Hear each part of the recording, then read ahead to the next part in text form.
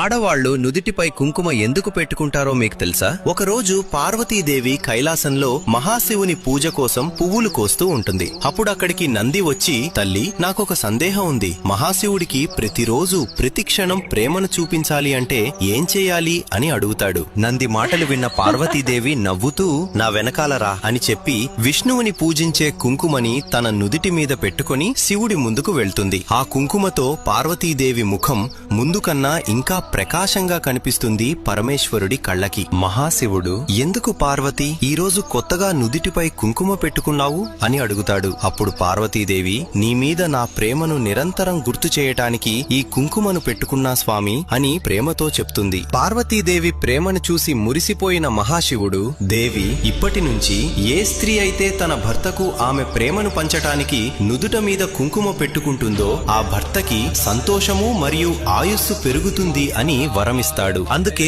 ఆ రోజు నుంచి ఈ రోజు వరకు ఆడవాళ్లు నుదుట మీద కుంకుమ పెట్టుకుంటూ వారి భర్తల ఆయుస్సుని పెంచుతున్నారు. మీరు శివభక్తులు అయితే ఓం నమః శివాయ అని కామెంట్ చేయండి.